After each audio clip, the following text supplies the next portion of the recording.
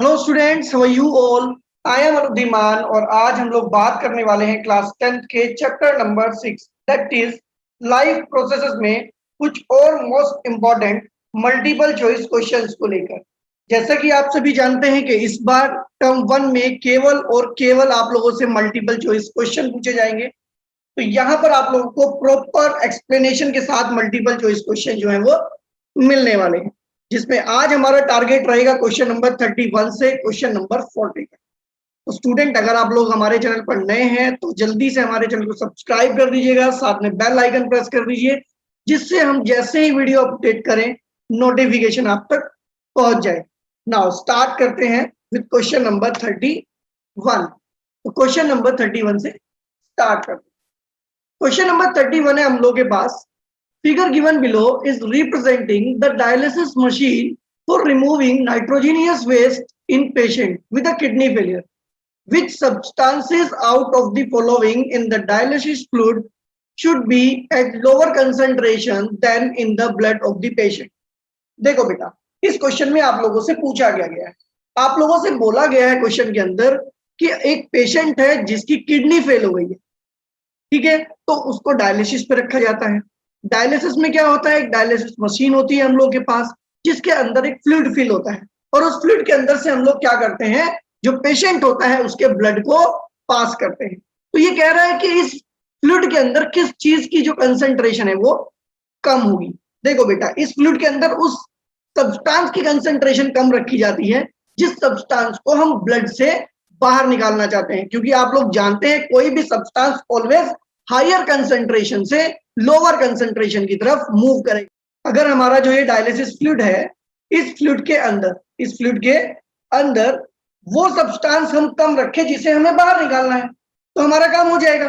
तो हम लोग ब्लड से क्या निकालना चाहते हैं बेटा, जब किसी को डायलिसिस हो जाता है तो किडनी उसके ब्लड से यूरिया एंड सोल्ट को बाहर नहीं निकाल पाती।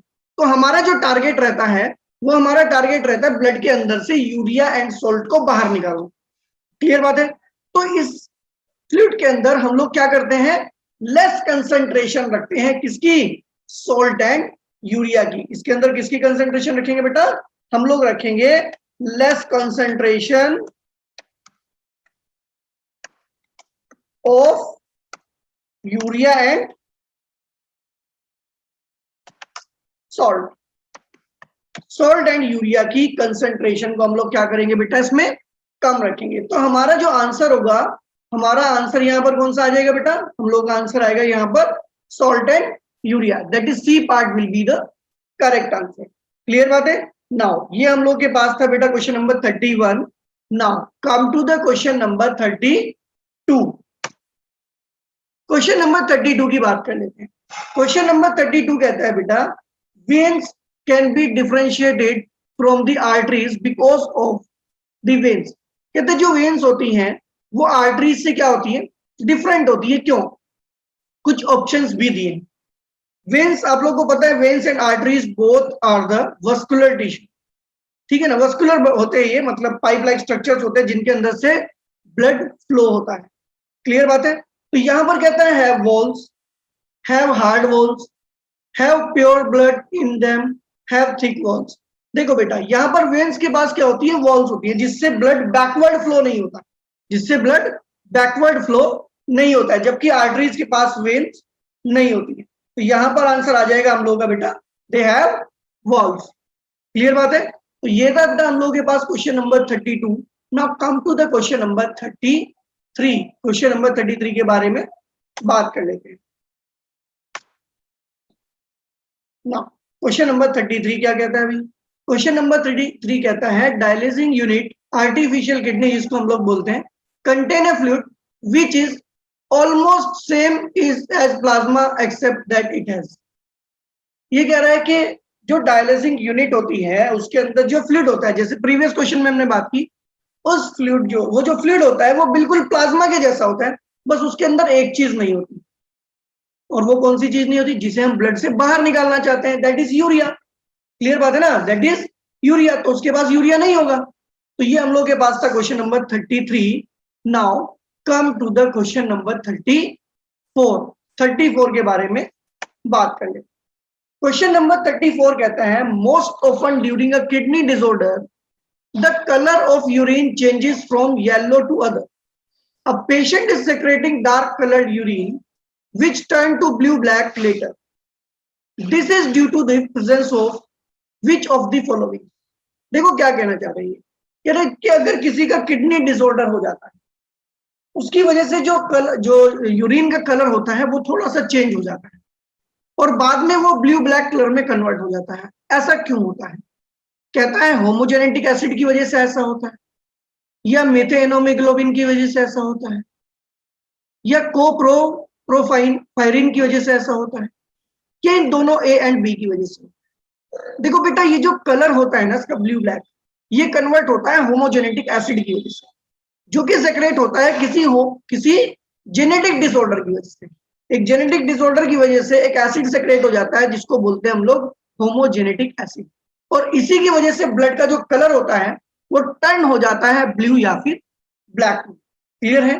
तो हम लोग का जो फाइनल आंसर आएगा बेटा वो आएगा ए पार्ट. तो याद रखना आप लोग, जो ब्लड का कलर होता है वो ब्लू ब्लैक कन्वर्ट होता है किसकी कॉन्टेक्ट में? दैट इज होमोजेनेटिक एसिड की वजह से. क्लियर बात है? तो ये हम लोग के पास था question number 34. Now come to the question number 35. Question number 35 के बारे में बात कर लेते हैं. कहता main excretory organ in human beings. जो ह्यूमन बींग्स होते हैं उसमें जो मेन एक्सक्रीटरी ऑर्गन्स होता है वो कौन सा होता है? किडनी होता है, लंग्स होता है, स्किन होता है, या फिर लीवर होता है? देखो बेटा यहाँ पर याद रखना ह्यूमन बींग्स के अंदर जो मेन एक्सक्रीटरी ऑर्गन होता है वो किडनी होता है. ये जो लंग्स, किडनी, लीवर आप लोग देख रहे हैं ये सब पार्ट होते हैं एक्सक्रीटरी ऑर्गन के. जो main excretory organ human beings के पास होता है वो होता है किडनी. तो यहाँ पर आंसर हो जाएगा हम लोग का ए पार्ट. क्लियर बात है? Now it was the question number 35. Now come to the question number 36. Question number 36 के बारे में बात कर लेते हैं. कहता है in amoeba the digestion is intracellular because, कहता है अमीबा के अंदर जो डाइजेशन होता है वो इंट्रासेल्युलर होता है. अब क्यों होता है? ऑप्शन है अमीबा यूनिसेल्युलर है, अमीबा मल्टी सेल्युलर है, अमीबा फाउंड होता है पॉन्ड के अंदर, या फिर amoeba is a microscopic animal. देखो बेटा अमीबा जो है ना एक यूनिसेल्युलर ऑर्गेनिज्म होता है, यूनिसेल्युलर एक्वेटिक ऑर्गेनिज्म, जिसकी वजह से इसका जो डाइजेशन होता है वो इंट्रासेल्युलर होता है. क्लियर बात है? तो यहां पर आंसर हम लोग का रहेगा ए पार्ट. मल्टी सेल्युलर तो ये होता भी नहीं. क्लियर है? Now it was the question number 36. Now come to the question number 37. 37 की बात कर लेते हैं. क्वेश्चन नंबर 37 कहता है the diagram given along side shows the human excretory system. Identify the function of the part labeled as X. अब यहां पर एक पार्ट है जिसको लेबल किया गया है X से. ठीक है भाई, तो ये पार्ट की बात कर रहे हैं जिसको इन्होंने X से रिप्रेजेंट किया है. एक्चुअल में ये जो हम लोगों की किडनी होती है, एक्चुअल में ये जो हम लोगों की किडनी होती है, इन किडनी से यूरेटर के थ्रू हमारे एक बैग लाइक स्ट्रक्चर के अंदर क्या होता है, ये यूरिन जाके स्टोर होता है जिसको बोलते हैं यूरिनरी ब्लैडर. और इस यूरिनरी ब्लैडर को ही इन्होंने एक्स से रिप्रेजेंट किया है. इसका मतलब ये जो एक्स ये हम लोग का यूरिनरी ब्लैडर है. अब यूरिनरी ब्लैडर का काम होता है यूरिन को स्टोर करना. तो यहाँ ऑप्शन है to excrete urea, to produce urea, to produce urine, to store urine. तो यहां पर काम होता है किस चीज का बेटा? To store urine. तो ये हम लोग के पास था question number 37. Now come to the question number 38. अभी हम लोग बात करेंगे बेटा क्वेश्चन नंबर 38 के बारे में. क्वेश्चन नंबर 38 कहता है digestion of starch start from. जो स्टार्च होता है उसका डाइजेशन एक ह्यूमन बीइंग के अंदर कहां से स्टार्ट होता है? तो भाई स्टार्च का जो डाइजेशन होता है वो हमारे माउथ से स्टार्ट होता है, क्योंकि वहां पर स्लेवरी एमिलेज होता है और स्लेवरी एमिलेज ही क्या करता है? स्टार्च का डाइजेशन स्टार्ट करता है. क्लियर बात है? जो कि स्लेवरी ग्लैंड होता है वहां से सेक्रेट होता है. क्लियर बात है? तो यहाँ पर डाइजेशन ऑफ स्टार्च स्टार्ट हो जाता है कहां से? ये हमारे माउथ से स्टार्ट हो जाता है. That is D part will be the correct answer. Clear बात है? तो ये हम लोग के पास था question number 38. Now come to the question number 39.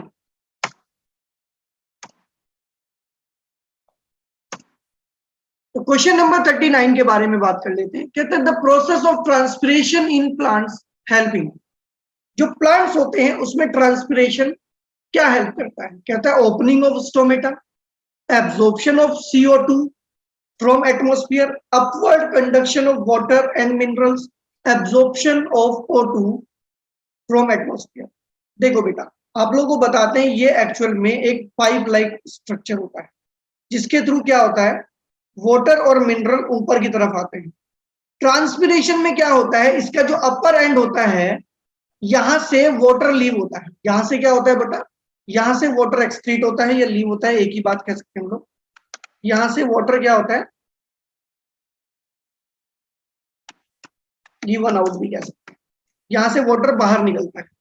Clear बात है? जब यहां से वाटर बाहर निकलेगा, जैसे आप लोगों ने देखा होगा होली पे आप लोग पिचकारी चलाते हैं या इंजेक्शन आपने देखा होगा, तो इसमें क्या होता है, जैसे ऊपर से वाटर निकलता है तो यहां से एक प्रेशर लगता है। क्लियर बात है? जैसे जैसे यहां से ट्रांसपिरेशन के थ्रू पानी बाहर निकलता रहेगा, पानी जो है वो यहां से ऊपर चढ़ना स्टार्ट हो जाएगा। इसका मतलब क्या है कि ट्रांसपिरेशन रेस्पॉन्सिबल होता है for the upward conduction, for the upward conduction of water and mineral. Clear बात है? इसकी वजह से क्या होता है, पानी ऊपर की तरफ चढ़ना स्टार्ट हो जाता है, जिससे हमारा आंसर क्या हो जाएगा बेटा, हम लोगों का आंसर यहां पर हो जाएगा सी पार्ट।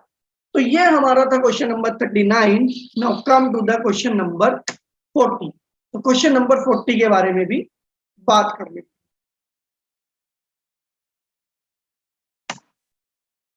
क्वेश्चन नंबर 40 कहता है what is the term used when vessel open and let more blood through.